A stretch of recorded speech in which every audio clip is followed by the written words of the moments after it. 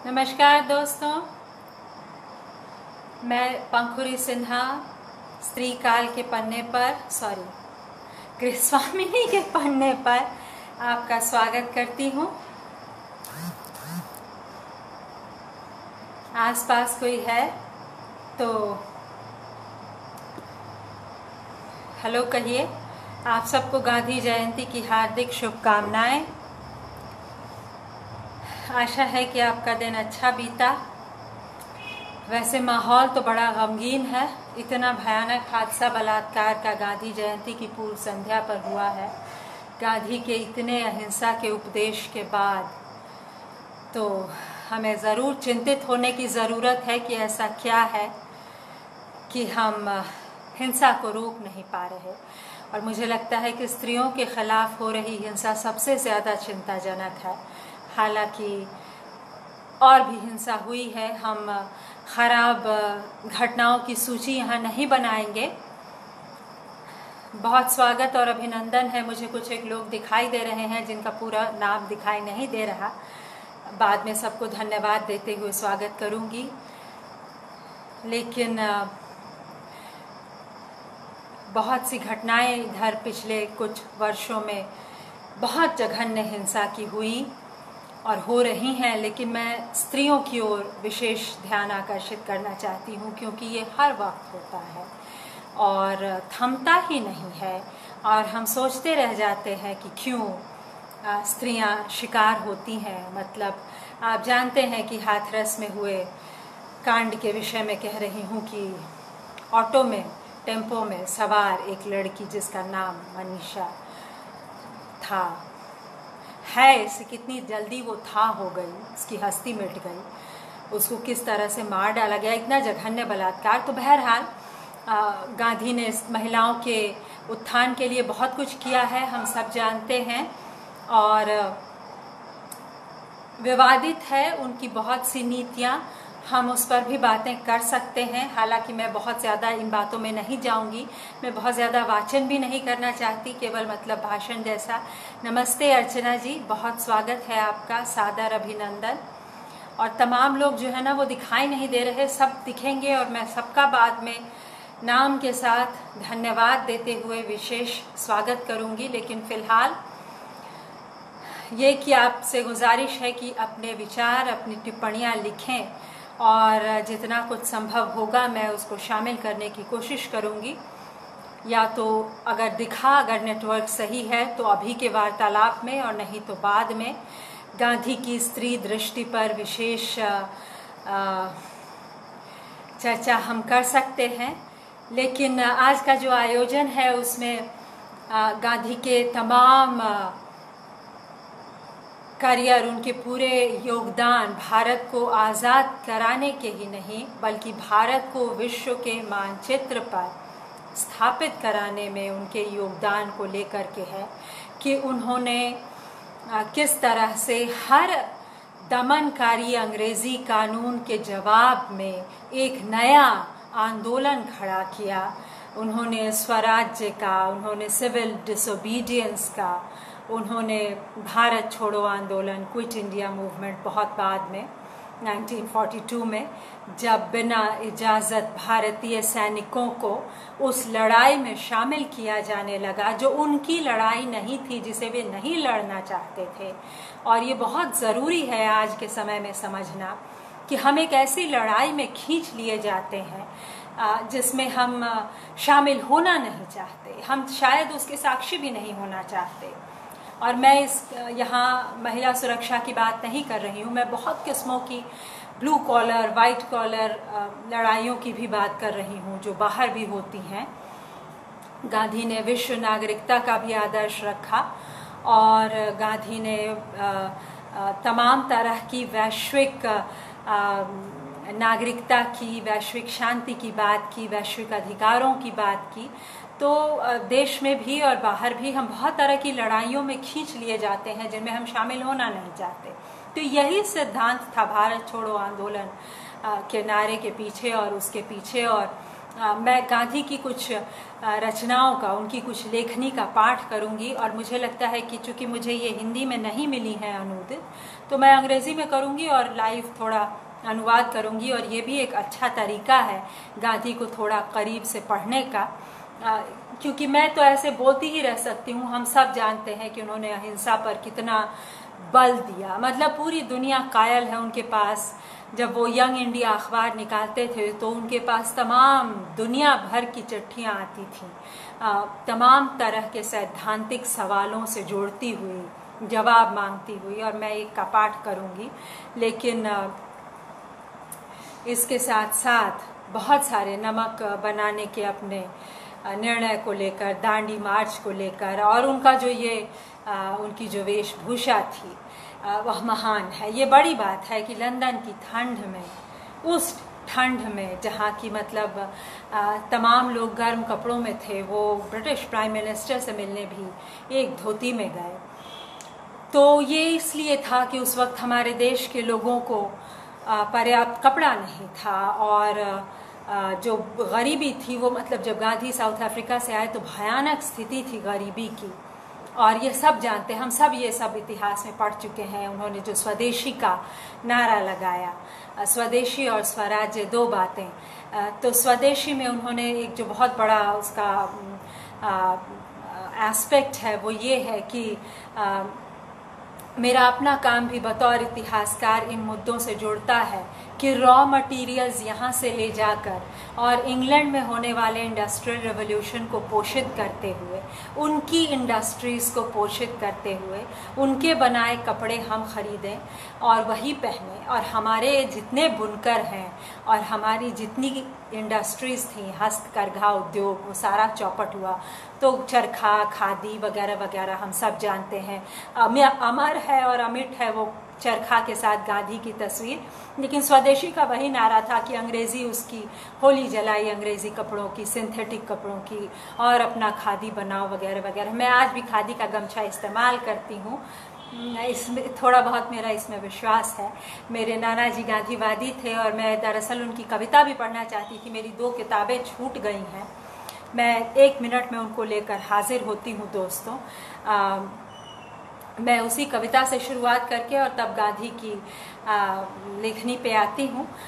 और आपके पास अगर कोई स्त्री संबंधी सवाल है, आज मैंने एक कविता लिखकर भेजी है मेरा रंग को, जो गांधी के साथ साथ बा की कुछ जो तनातनी है, जो बा की जो समस्याएं हैं, उनकी जो परेशानियां हैं, उनको संबोधित करती हुई कविताएं हैं। और उनके साथ साथ बा की समस्याओं को संबोधित करती, मतलब बा की जो नाराज़गियाँ हैं, जो उनका प्रतिरोध है, जिस पर कई लोगों ने लिखा है। बहुत हाल में जिस किताब का एक विमोचन मुझे अटेंड करने का मौका मिला था वो है नीलिमा आधार डालमिया की किताब the secret diary of Kasturba, और उसका विमोचन शशि थरूर जी ने किया था। बढ़िया उसमें था, उसमें बरखा दत्त भी थी। और उन्होंने ये बातें कही कि हाँ, गांधी का जो ब्रह्मचर्य का, ये बात तो मैं अपनी ओर से कह रही हूँ, वो सिर्फ ये कह रही थी कि बतौर पिता और पति गांधी बहुत अच्छे व्यक्ति नहीं थे। और मैं इससे सहमत हूँ, ये बात मैंने कविता में भी कही है। तो देखिए वो कविता कब छपती है। लेकिन गांधी का जो ब्रह्मचर्य के प्रयोग है, मेरा उनसे भी मतभेद है। ये मेरी निजी बात है और मैंने ये कहा है कि ये गांधी की महानता है कि वो अपने क्रिटिसिज्म को भी ले सकते हैं। उनका पूरा काम करने का रवैया ही यही था कि आप उनसे सवाल कर सकते थे और वो जवाब देते। तो हमारे पास ऐसी आज़ादी है। तो आप 1 मिनट का मुझे समय दें और मैं हाजिर होती हूँ। पहले एक कविता सुनाऊंगी, फिर एक अद्भुत किताब से आपको मिलवाऊंगी, कहीं मत जाइएगा। मैं लेकर किताब आ रही हूँ जो अनुदित है और अद्भुत है, और उसमें से आपको कुछ थोड़ा सा पढ़ के सुनाऊंगी और फिर गांधी की लेखनी पे आऊंगी। आधा मिनट।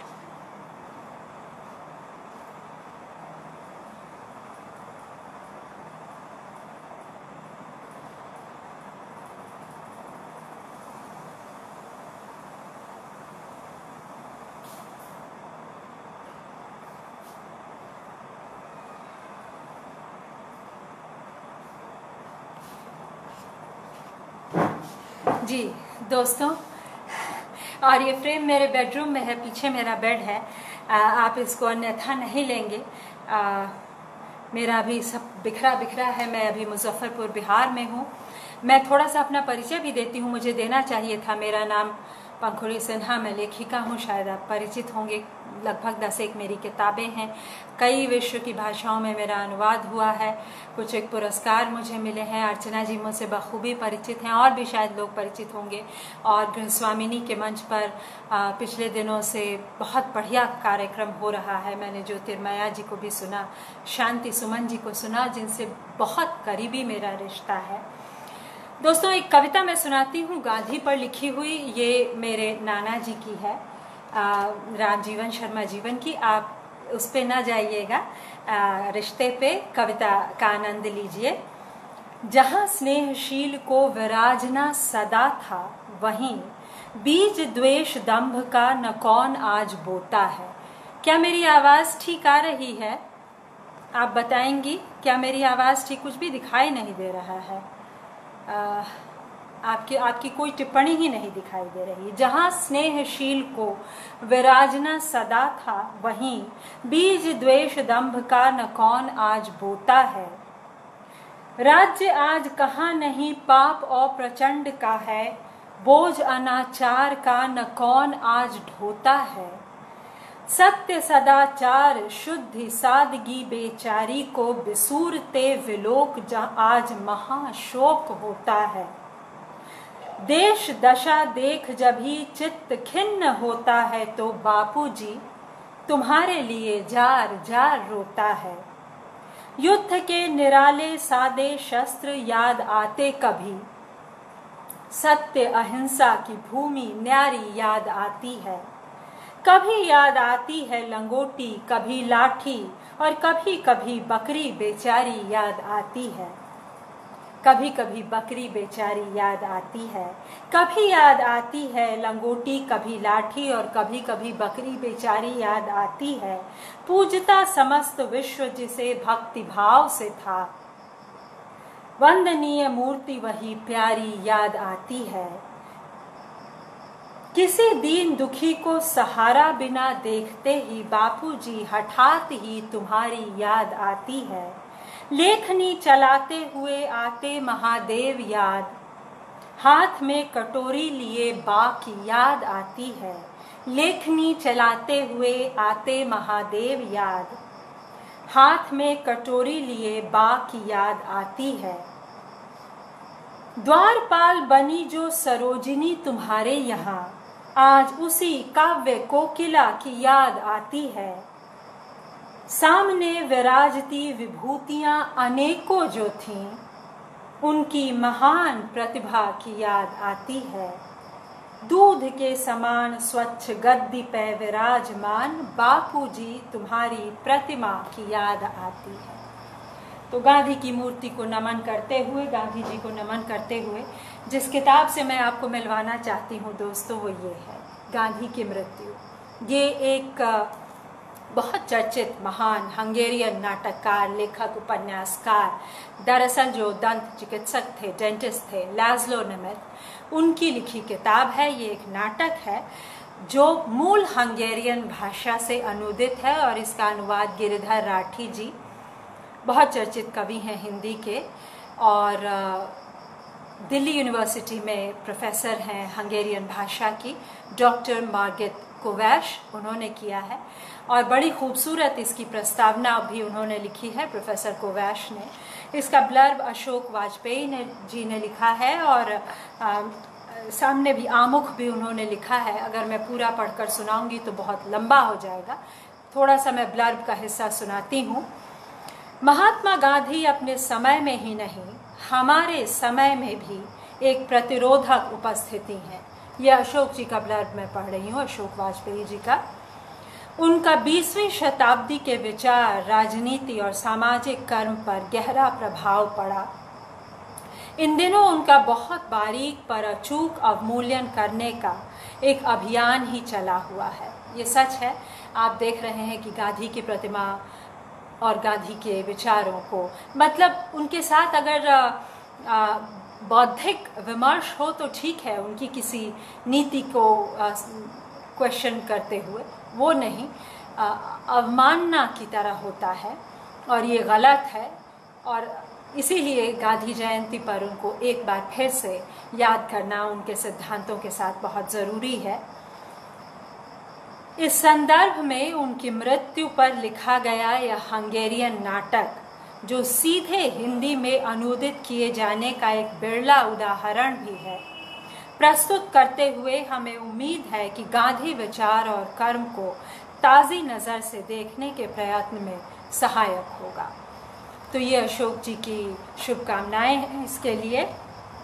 और ये है किताब दोस्तों, मैं इसको साझा करना चाहती थी आपके साथ। और अब मैं पढ़ती हूँ गांधी की लिखी कुछ चीज़ें, जिनमें सबसे पहले मैं पढ़ूँगी एक किताब से उनके कुछ राजनैतिक विचार। और इस किताब का संपादन किया है Dennis Dalton, doctor professor Dennis Dalton ने, माफ़ कीजिएगा, जो कि कोलंबिया विश्वविद्यालय में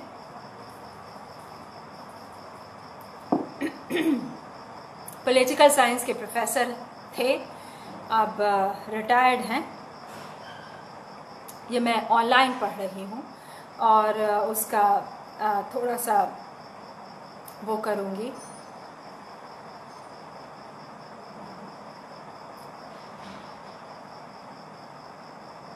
मैं इसका आमुख भी आपको दिखाना चाहती हूँ, मतलब इसका कवर पेज दिखाना चाहती हूँ आमुख से ज़्यादा।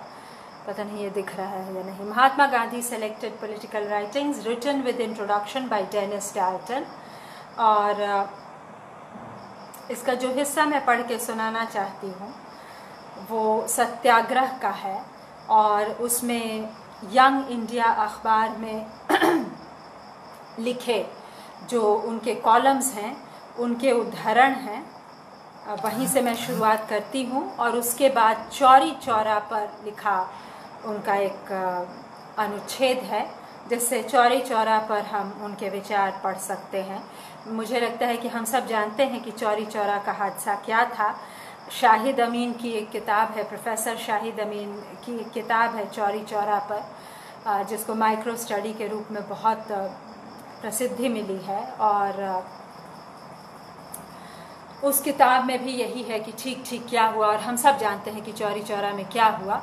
कुछ इंडियन पुलिसमैन और सिविल डिसोबीडियंस मूवमेंट के जो प्रोटेस्टर्स थे उनके बीच पहले 2 फरवरी 1922 को कुछ झड़प हुई और वो बढ़ती चली गई, और 4 फरवरी को बहुत भयानक हादसा हुआ, जिसमें इनिशियली तो उनका प्रोटेस्ट केवल ये था, जो प्रोटेस्ट कर रहे थे सिविल डिसोबीडियंस के महंगाई के ख़िलाफ़, है ना, कि जो राशन है वो इतना महंगा क्यों है।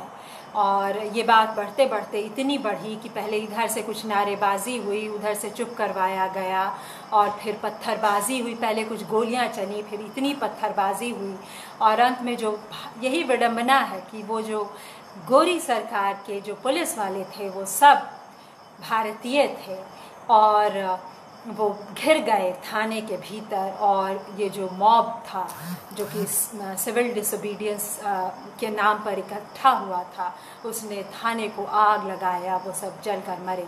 तो ये चौरी चौरा का हादसा है जिसका बहुत विरोध किया था, और उस पर भी मैं पढ़ूंगी। तो मैं शुरू करती हूँ उसी यंग इंडिया अखबार में लिखे गांधी के कॉलम से। Power is of 2 kinds. ताकत या शक्ति के 2 प्रकार हैं, गांधी बिलीव्ड, गांधी का विश्वास था। One is obtained by the fear of punishment and the other by acts of love. एक किस्म की ताकत जो सज़ा के डर से आती है, मतलब जहाँ कि हमने अगर कुछ गलत किया तो हमें सज़ा मिलेगी और इसलिए हमें यह काम नहीं करना चाहिए, वो भी एक ताकत है। कहीं ना कहीं ये स्वराज्य से जाकर मिलता है। और दूसरे किस्म की ताकत जो प्रेम से उत्पन्न होती है, और उनका कहना है कि ये ताकत हमेशा बहुत बेहतर होती है। Power based on love is 1000 times more effective. वो कहीं ज़्यादा प्रभावी है। Non violence is not only ethnically superior to violence, ethically superior to violence. Ethically मतलब नैतिक दृष्टि से ही केवल नॉन वायलेंस, अहिंसा, वायलेंस से बेहतर नीति नहीं है, बल्कि यूँ भी व्यावहारिक दृष्टि से भी, और इसलिए वो ज़्यादा ताकतवर भी है. It also can be stronger, but it is often diluted or contaminated by anger or enmity, dushmani, and its power undermined. Gandhi tried to explain the problem of using non-violent power in these terms. The word satyagrah is often most loosely used and is made to cover veiled violence. यही खतरे हैं कि हम सत्याग्रह की बात करते हैं, लेकिन अक्सर उसका इस्तेमाल हिंसक ढंग से होता है. वेल्ड वायलेंस, वह जो एक अहिंसा की झीनी परत से ढकी हुई दरअसल एक हिंसक बात है, उसके लिए ऐसी नीतियों का इस्तेमाल सरकारें करती हैं, समाज करता है, दबंग लोग करते हैं. जैसे हम इसको अगर आज के संदर्भ में देखें तो जो कोई भी माइनॉरिटीज़ हैं या जो दलित हैं, उन लोगों के ख़िलाफ़ या उन महिलाओं के ख़िलाफ़ ऐसी ही नीतियों का प्रयोग होता है. और ये आश्चर्यजनक लगता है कि कैसे इतनी हिंसा समाज में भरी हुई है. इसकी बहुत व्याख्याएं हो रही हैं, लेकिन हमारे लिए ये समझना और सोचना बहुत ज़रूरी है. और इसलिए the word satyagrah is often most loosely used and is made to cover veiled violence. But as the author of the word, I may be allowed to say that it excludes every form of violence, direct or indirect, and whether in thought, word or deed. It is a breach of satyagrah to wish ill to an opponent. मतलब सत्याग्रह में क्या क्या शामिल नहीं है. अगर आप गालियाँ भी देते हैं या बुरा भी सोचते हैं अपने दुश्मन का, तो वो सत्याग्रह की सीमा से बाहर की चीज़ है, वह मानसिक हिंसा है. Or to say a harsh word to him or of him with the intention of doing harm. And often the evil thought or the evil word may be in terms of satyagrah be more dangerous than actual violence used in the heat of the moment. Satyagrah is gentle, it never wounds. It must not be the result of anger or malice. It was conceived as a complete substitute for violence. वो ये कह रहे हैं कि as an author of the word सत्याग्रह, मैं उसकी परिभाषाएं दे रहा हूँ, लेकिन मैं फिर कहूँगी कि हम कई बार, हमारे यहाँ एक कहावत है कि माँ की गाली गंगा में बह जाती है. बच्चे को भी डांटते पीटते हैं, हम उसकी बात यहाँ नहीं कह रहे हैं. हम उस इनोसेंट आवेग या उद्गार की बात नहीं कर रहे हैं जिसमें हम कह देते हैं कि नास पिटा गुंडा कहीं का, किसी गुंडे को भी, और अपनी राह चल देते हैं. ये उसकी बात नहीं कर रहे हैं. ये उस साजिश भरी सोच की बात कर रहे हैं जहाँ इंटेंशन ही हार्म करने का होता है. और इस तरह से सत्याग्रह की इस व्याख्या की तरह ही गांधी की लेखनी में कई और इसी तरह की व्याख्याएं हैं कि फलां शब्द का क्या पूरा अर्थ और मतलब हो सकता है, उसके क्या कोनोटेशंस हो सकते हैं. और ये जो मैंने अभी पढ़ा, ये मुझे इसलिए बहुत ऐतिहासिक लगा और इसलिए मुझे साझा करने की इच्छा हुई कि ये यंग इंडिया में गांधी का जो स्तंभ था, उनका जो कॉलम था, उसकी पहली एंट्री है. The first entry is from Gandhi's column in young India, मतलब उसकी एक महत्वपूर्ण एंट्री है. A weekly newspaper that he edited through out his long public career.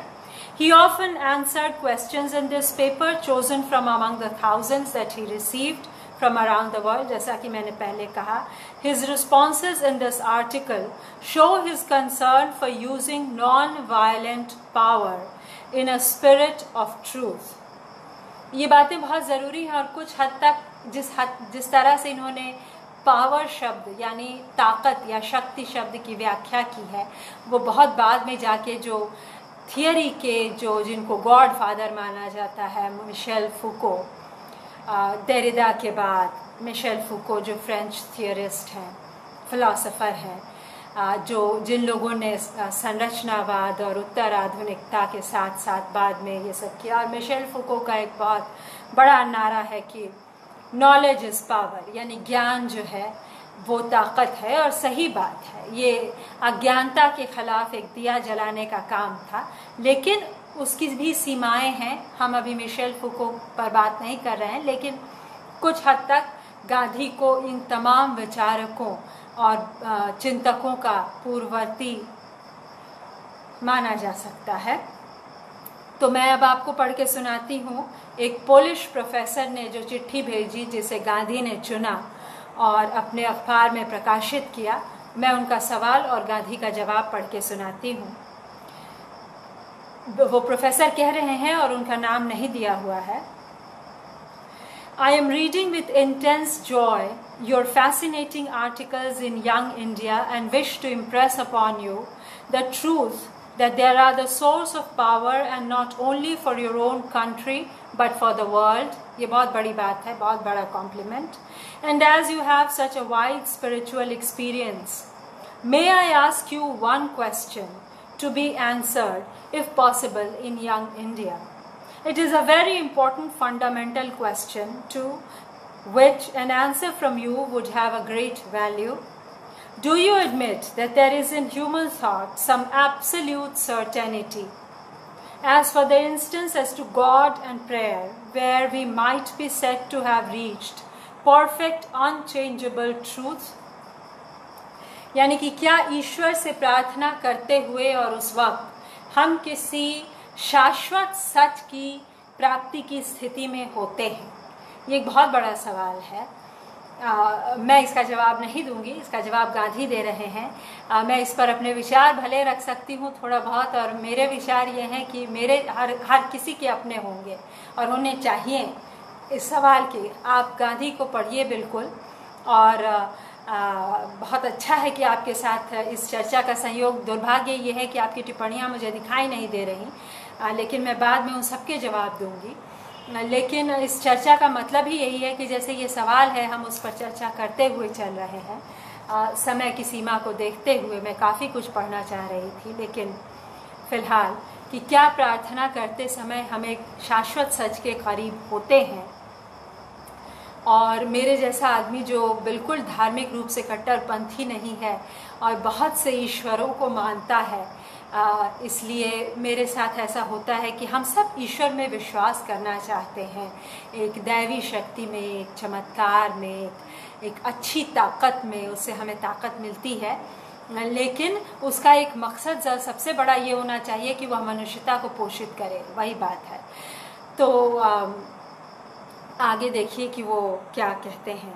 Now my fundamental question is, on what particular points do you change your opinion, and what guarantee can these changes leave as to the unshaken truth of what remains certain? How can we distinguish opportunistic change of opinion from the permanence of an absolute certainty in essentials? Can you define in what things we may change and what kind of things remain unchangeable? Is independence of each country, और ये बहुत महत्वपूर्ण है, उन्होंने सच के बारे में, उन्होंने बदलाव के बारे में, उन्होंने मनुष्य के मस्तिष्क और उसके विश्वासों के बारे में इतने सवाल करने के बाद उपनिवेश के बारे में सवाल किया है। Is independence of each country or people one of those absolute truths, or is there some innate capacity in some nations for self-government and in others an innate for governing such incapable nations? As the Germans profess to have a capacity for governing other nations and thus justify their ruling ambition. तो सवाल उन्होंने ये किया है, वही जो मतलब इतिहास में जिन किसी ने भी इम्पीरियलिज्म की हिस्ट्री पढ़ी है वो जानते हैं कि सबसे बड़ा डिबेट ये है। इसमें दो बहुत बड़े स्कूल्स हैं कि कुछ देश अपने आप को उस वक्त गवर्न करने की स्थिति में नहीं थे और जिसके खिलाफ गांधी ने स्वराज्य का नारा उठाया, और कुछ देशों के पास चूंकि वो बेहतर थे, यही है ना वाइट मैन्स बर्डन, कि उनको बेहतर बनाने का जिम्मा उनके कंधे पर था और इसलिए उपनिवेश स्थापित करके एक साम्राज्यवादी सरकार बनाने की जिम्मेदारी, नैतिक जिम्मेदारी उनकी थी। तो दोस्तों, एक बार फिर ज़रूरी है कि हम नैतिक शब्द पर गहन विचार करें, क्योंकि देखिए कि उसका किस तरह से दुरुपयोग किया गया है और आज के समय में ये सारी परिभाषाएं और सारे सवाल एक नया अर्थ, नया रूप, नया आयाम लेते हैं। तो अब मैं गांधी का जवाब पढ़ती हूँ, जो मैं पहले ही आपको एक प्रकार से थोड़ा सा बता देती हूँ, और गांधी ने बहुत व्याख्या की है कि क्या भारत के लोग सिविल डिसोबीडियंस और उन तमाम आंदोलनों में सार्थक भागीदारी के काबिल और लायक हैं अभी, क्या हमारी जनता, हमारी आवाम उसके लिए तैयार है, और उसकी व्याख्या करते हुए और अंततः उनका जवाब है कि लेकिन आज़ादी का हक तो हर किसी को होना चाहिए। और मैं कहना ये चाहती हूँ कि इन पोलिश प्रोफेसर ने, और ये सोचिए कि जर्मन जो साम्राज्य था हिटलर का, वो साम्राज्य केवल नहीं था, साम्राज्यवाद तो बल्कि एलाइज का था, जो अच्छे लोग थे द्वितीय विश्व युद्ध में। सोचिए, जो बुरा पक्ष था तथाकथित फांसीवादी, वो तो नाज़ी लोगों का था, फांसीवादी नाज़ी लोगों का, जिन्होंने मतलब उपनिवेश ही नहीं बनाए, जिन्होंने घेटोज और कंसंट्रेशन कैंप्स बनाए, और हम सब जानते हैं कि होलोकॉस्ट क्या था। तो जर्मन इंपीरियलिज्म का तो चेहरा ही अलग है, उसका तो रूप ही अलग है ना। उसने तो मतलब विश्व में वो घटित किया जो मतलब शायद किसी और सभ्यता ने नहीं किया। और जैसा कि गांधी ने कहा है कि मेरा मकसद जर्मन संस्कृति, जर्मन सभ्यता, जर्मन भाषा और जर्मन लोगों को भी क्रिटिसाइज़ करना नहीं है, उनकी निंदा करना नहीं है। बहुत से मतलब मैंने खुद जर्मन कभी सीखने की कोशिश की थी।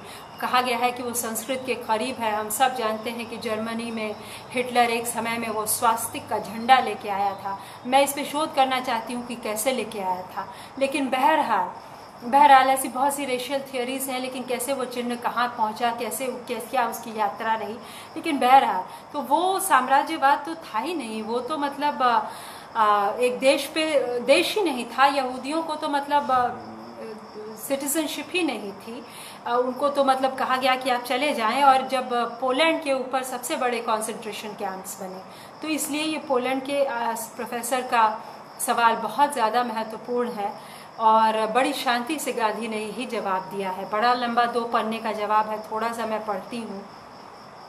Without in any shape or form endorsing the claim to the powers that the writer ascribes to me, I would in all humility endeavor to answer his questions. My own conscious claim is very simple and emphatic.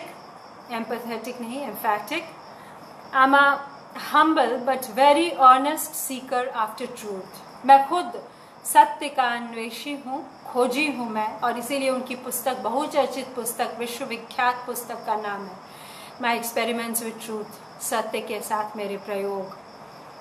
And in my search I take all fellow seekers in uttermost confidence so that I may know my mistakes and correct them.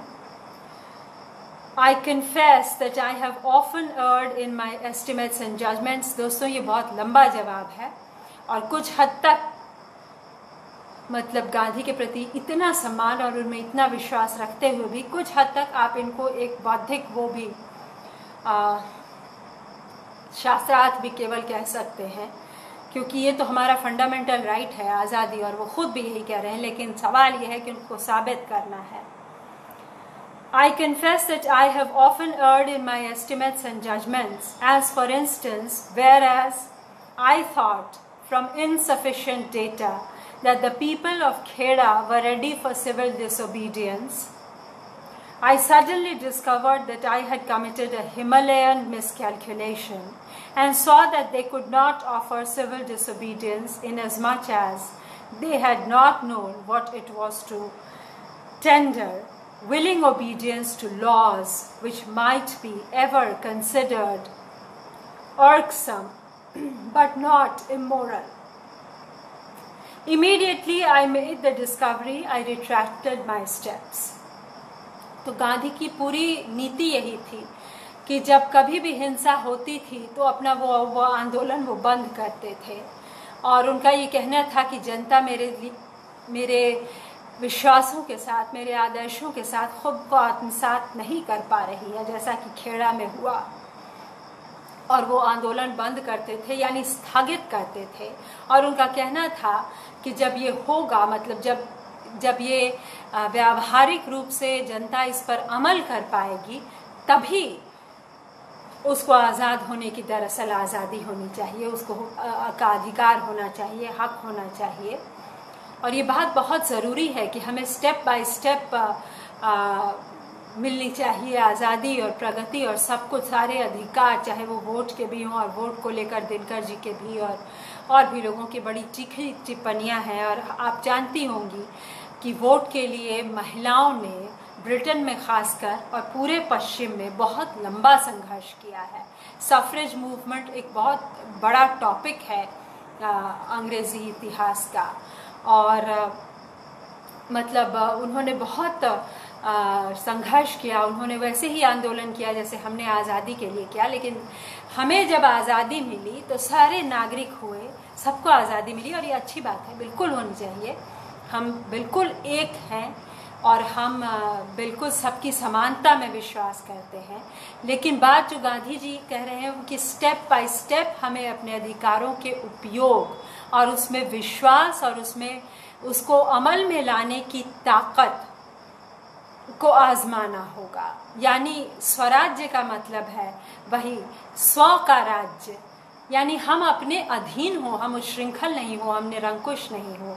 और वही बात स्वाधीनता में भी है, और वही बात स्वतंत्रता में भी। अलग अलग शब्दों की व्याख्या है, और उन्होंने अंग्रेज़ी में ये सब कुछ किया है, लेकिन इनको हम अनुदित करके और इन पर चर्चा इसलिए करते हैं क्योंकि आज के समय में इसकी बहुत अहमियत है।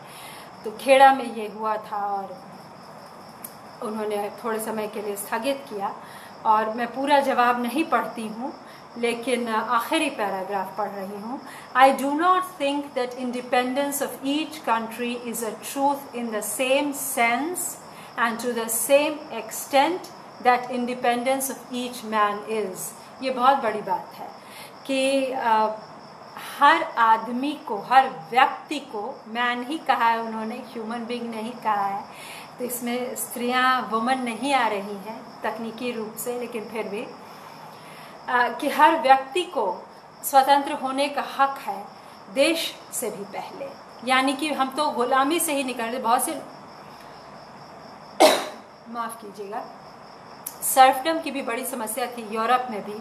हमारे यहाँ उतनी गुलामी नहीं थी, लेकिन बंधुआ मजदूर थे, और अंग्रेज़ों के समय में भी वो बहुत बड़ी समस्या थी।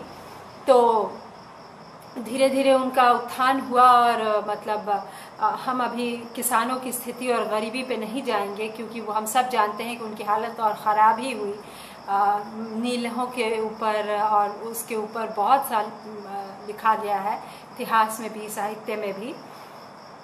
लेकिन मेरे कहने का मतलब ये है कि हर व्यक्ति की आज़ादी, इसीलिए गांधी ने वैश्विक नागरिकता की भी बात कही कि हर व्यक्ति की आज़ादी देश की आज़ादी से भी ज़्यादा बड़ी है।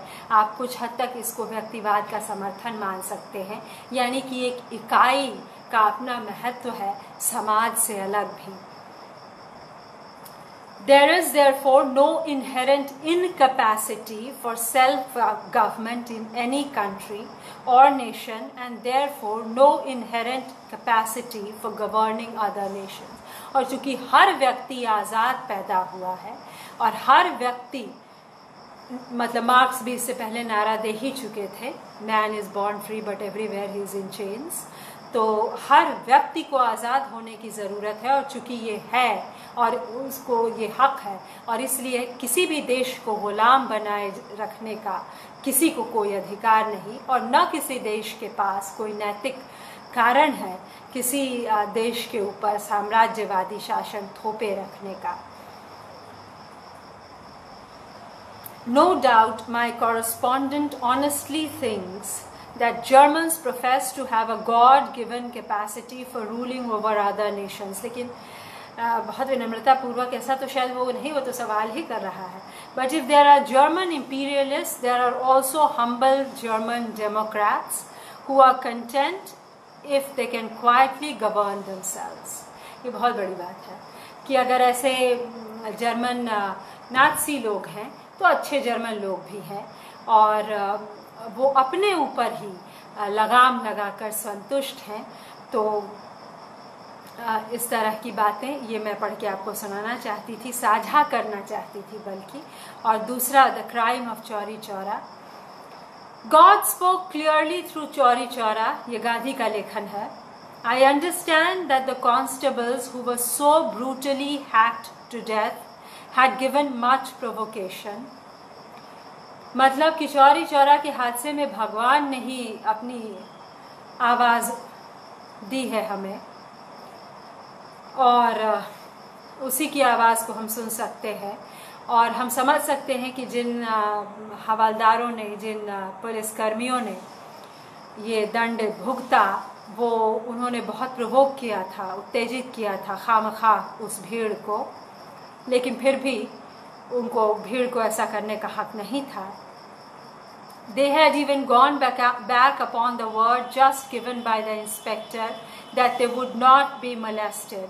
But when the procession had passed, the stranglers were interfered with and abused by the constables. ये जनता की ओर से बोल रहे हैं. The former cried out for help. The mob returned. मतलब कुछ लोग बंदी बना लिए गए थे और उनकी आज़ादी के लिए वो भीड़ वहाँ पे इकट्ठी हुई थी. The constables opened fire. The little ammunition they had was exhausted and they retired to the Thana police station for safety. The mob, my informant tells me, therefore set fire to the Thana. The self-imprisoned constables had to come out for dear life, and as they did so, they were hacked to pieces. सोचिए, ये गांधी के समर्थकों की भीड़ थी. कितनी हिंसा लोगों में हो सकती है. And the mangled remains were thrown into the raging flames. उनके टुकड़े टुकड़े करके आग में फेंका गया.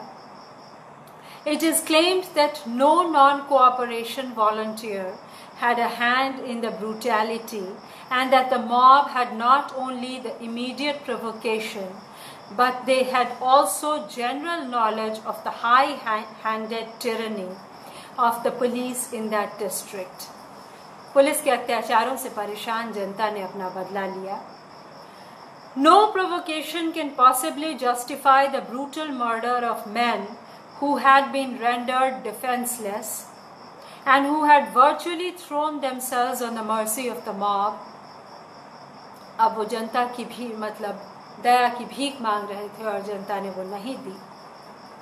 And when India claims to be non-violent and hopes to mount the throne of liberty through non-violent means, mob violence, even in answer to grave provocation, is a bad augury. कि ये बड़ा ख़राब संकेत है एक ऐसे देश के लिए जो कि अपनी स्वतंत्रता की लड़ाई लड़ रहा है अहिंसा के हथियारों को अपनाकर. Non-violent attainment of self-government presupposes a non-violent control over the violent elements in the country. Non-violent non-cooperators can only succeed when they have succeeded in attaining control over the hooligans of India. ये बहुत ज़रूरी है दोस्तों कि हम जितना भी नारा लगा लें, हम तभी सफल होंगे जब हम अपने गुंडों पर कब्जा करें. ये हमने हाथरस में भी देखा, ये हमने उन्नाव में भी देखा, ये हम हर जगह देख रहे हैं. In other words, when the latter also have learnt patriotically or religiously to refrain from their violent activities at least, whilst the campaign of non-cooperation is going on. The tragedy at Chauri Chaura therefore roused me thoroughly. मतलब इस दुर्घटना ने, इस हादसे ने, इस त्रासदी ने मुझे जैसे नींद से जगाया है. The drastic reversal of practically the whole of the aggressive program may be politically unsound and unwise, but there is no doubt that it is religiously sound, and I venture to assure the doubters that the country will have gained by my humiliation and confession of error. वो ये कह रहे हैं कि मेरी गलती है, मैंने ये आंदोलन खड़ा किया, मैंने ये खिलाफत की, मैंने इस गोरी सरकार के खिलाफ लोगों को तैयार किया, मैंने स्वतंत्रता का नारा लगाया, सारी गलती मेरी है. The only virtue I want to claim is truth and non-violence. केवल एक खूबी और केवल एक गुण जिसका मैं दावा कर सकता हूँ वो है सत्य और अहिंसा. ये दो बहुत बड़े हथियार हैं गांधी के. और दोस्तों, हम पहले तो मतलब 1905 के आसपास जब बंगाल विभाजन हुआ, उससे पहले कांग्रेस में भी नर्म दल और गर्म दल और ये लोग बहुत थे. तो अगर गांधी नहीं होते तो हम बहुत उग्रवादी राह में जा सकते थे, और मुमकिन है कि हमारी समस्याएं बहुत कुछ और हमारी स्थिति अफ्रीका की हिंसा से मिलती जुलती होती. और गांधी ने इससे हमें बचाया, ये बड़ी बात है. I lay no claim to superhuman powers. I want none. I wear the same corruptible flesh that the weakest of my fellow being wears, and am therefore as liable to err as any. My services have many limitations, but God has up to now blessed them in spite of the imperfections. तो ये इस किताब से है जिसका संपादन Dennis Dalton ने किया है. और गांधी कहते हैं कि मैं भी उसी हाड़ मांस का बना हूँ और मैं भी ऐसी ही गलतियाँ कर सकता हूँ. तो ये दरअसल जब ये अपनी गलतियों की बात कर रहे हैं तो मुझे नहीं लगता कि ये अपने ब्रह्मचर्य के प्रयोगों की गलतियों की बात कर रहे हैं, ये कुछ और बातें कर रहे हैं. और बा को जो इन्होंने ज़बरदस्ती कई जगह कई आंदोलनों में घसीटा, उसकी भी बात नहीं कर रहे हैं, जिसको लेकर स्त्रीवादी लोग काफ़ी दुखी हुए हैं. ये दूसरे किस्म की राजनीतिक बातें कर रहे हैं. और दोस्तों, मैं बार बार ये कह रही हूँ कि एक बहुत महान शख्सियत की हम बात कर रहे हैं. और उस वक्त सोचिए कि इतनी बड़ी हुकूमत के सामने एक नंगा फ़कीर एक वस्त्र में खड़ा है, और उसकी अपनी व्यक्तिगत जीवन की जो रूपरेखा है वो कितनी और कैसी क्या होनी चाहिए, इसको लेकर बहुत बातें हो सकती हैं. गांधी ने क्यों किया, कैसे किया, वगैरह वगैरह. लेकिन ज़रूर स्त्रीवादी ही नहीं, स्त्री होते हुए ही हम कह सकते हैं कि बा के साथ कई अत्याचार उन्होंने किए. इस बात को हम बहुत विस्तार से कभी अलग से उठा सकते हैं. हर स्त्री की अपनी लड़ाई होती है. और फ़िलहाल तो हम सड़कों पर सुरक्षा और इतने जघन्य बलात्कार के ही मामलों से निपट रहे हैं कि क्या हम बारीक बातें करेंगे, कैसे हम विवाहों के भीतर थोड़ी और आज़ादी ही नहीं, थोड़ी और स्पेस की भी बात करेंगे. कई बार हम सामाजिक लड़ाइयों में, जैसा कि मैंने बहुत पहले कहा था कि मौन व्रत गांधी का या वो जो भारत छोड़ो आंदोलन है, वो भी कई बार हम अपनी ही सामाजिक लड़ाइयों में इस तरह से फंस जाते हैं कि अद्भुत चीज़ें हो जाती हैं. तो इनसे भी कैसे बचा जाए, इस सब के लिए अहिंसा की बात है. और दोस्तों, जब मैं पढ़ रही हूँ तो 10 मिनट मेरे पास और हैं, और मुझे लगता है कि मैं उनकी एक डायरी से एक छोटा सा पैराग्राफ पढ़ती हूँ. मैंने सोचा था कि लॉर्ड लिनलिथ को, जो उस वक्त वायसराय थे 1942 के भारत छोड़ो आंदोलन के वक्त, उनके बीच का जो Pakistan leaders have proclaimed in common with Pandit Nehru and Sardar Patel that the minorities will be treated in their respective dominions with the same consideration as the majorities. तो ये अल्पसंख्यकों के अधिकारों के लिए कह रहे हैं. और आप जानते होंगे कि गांधी ने अल्पसंख्यकों के लिए बहुत आवाज़ उठाई थी. उन्होंने बल्कि कहते हैं कि गांधी जी ने यहाँ तक कहा था कि जो शरणार्थी पाकिस्तान से आए हैं उनको मस्जिद में जो ठहराया गया है, जगह नहीं थी उस वक्त दोस्तों, और वो मस्जिद में ठहरे हुए थे.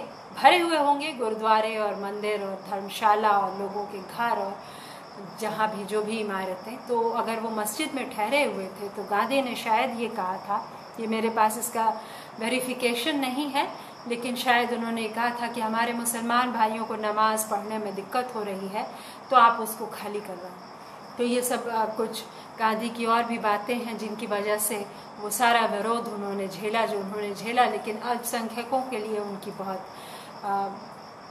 फीलिंग्स रही हैं और इसलिए निश्चित रूप से उनको क्रेडिट मिलता है, क्योंकि अल्पसंख्यकों की स्थिति किसी भी मिनट बिगड़ सकती है, इसलिए उनकी सुरक्षा ज़रूर पहले आती है दूसरे लोगों की तुलना में। और वो ये कह रहे हैं कि क्या यह शर्मनाक नहीं है कि हमारे देश में रेफ्यूजीज़ की, शरणार्थियों की ऐसी समस्या इतनी बड़ी खड़ी है।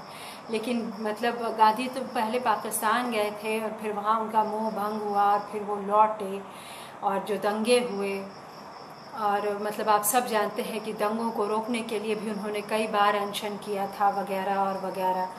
लेकिन बहरहाल तो आज हम गांधी जयंती पर अमन, चैन और प्रेम का संदेश आपस में बांटें। मैं तो ये नहीं समझ पाती हूँ कि हम भारतीय होते हुए अपने धार्मिक, इसीलिए मैंने वो हिस्सा पहले पढ़ा था क्योंकि उसमें धर्म को लेकर और सच को लेकर इतनी फिलोसॉफिकल बातचीत थी कि क्या हम किसी एक धर्म के इस तरह से हो सकते हैं कि जिसको लेके, मतलब ये एक मुझे अद्भुत बात लगती है कि लोग धर्मांध कितने हो सकते हैं, चाहे वो किसी भी कौम के लोग हों, किसी भी धर्म के लोग हों, लेकिन फिर भी एक दूसरे को मारने पे लोग उतारू हो जाते हैं। बहरहाल तो वो ये कह रहे हैं कि उनको अधिकार होना चाहिए। Was this said by each to tickle the world with sweet words, और was it meant to show to the world that we mean what we say and that we will die in the attempt to redeem the world? If so, why are the Hindus and the Sikhs and the proud Amils and Bhai Buns driven to leave Pakistan, which is their home? तो यहाँ वो उनके लिए कह रहे हैं, अब उन लोगों के लिए जो इस देश में मेजॉरिटी हैं लेकिन वहाँ अल्पसंख्यक थे, और वो ये कह रहे हैं कि क्या यह दर्दनाक नहीं है कि उनको छोड़ना पड़ा। तो ये गांधी के तथाकथित इल्ज़ाम लगाने वालों के जवाब में ये बात है कि ये यहाँ वो उनके लिए बोल रहे हैं जिन्हें पाकिस्तान से मार कर काट कर निकाला गया। What has happened in Quetta, Nawab Shah and Karachi? The tales one hears and reads from Western Pakistan are heartbreaking. It will not do for either party to plead helplessness and say it is all the work of gundas. ये बहुत राजनीतिक गंभीरता की बात कह रहे हैं कि ये जो दंगे हुए हैं ये केवल गुंडों की वजह से नहीं है, इसमें राजनीतिक हाथ है। Each dominion is bound to take full responsibility for the acts of those who live in other dominion. Theirs is not to reason why, theirs but to do and die. इसका कारण ढूंढने की ज़रूरत नहीं है कि क्यों ऐसी मार काट हुई, बल्कि उसे रोकने की बहुत ज़रूरत है, क्योंकि ये ऐसे लोग हैं जो मर भी जाएं लेकिन इनको हिंसा से प्रेम है। No longer do we work willy-nilly under the crushing weight of imperialism. अब तो हम गुलाम भी नहीं हैं, फिर क्यों एक दूसरे को मार काट रहे हैं। और दोस्तों, हम सब जानते हैं डिवाइड एंड रूल की त्रासदी, हम सब जानते हैं कि ब्रिटिश साम्राज्यवाद ने किस तरह से फूट की नीति डाली और हमें अलग किया। But this does not mean that there will now be no rule of law if we are to face the world squarely in the face. Are the union ministers to declare their bankruptcy and shamelessly own to the world that the people of Delhi or the refugees will not cheerfully and voluntarily obey the rule of law?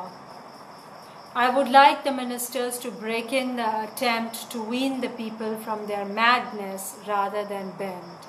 मतलब गांधी तो उन्होंने तो कोई कुर्सी नहीं स्वीकारी थी, तो वो ये कह रहे हैं कि जो कोई भी मेरे मिनिस्टर्स हैं इस सरकार के, वो ये करें कि दिल्ली के लोगों और शरणार्थियों के बीच एक ऐसी शांति स्थापित करें कि ये हिंसा बंद हो। तो ये उनकी डायरी के पन्ने हैं जो मुझे लगता है कि दर्द में उन्होंने लिखे कि पाकिस्तान में भी ऐसा क्यों हुआ और अब हमारे यहाँ ऐसा क्यों हो रहा है कि इतनी जगह कम मिल रही है शरणार्थियों को।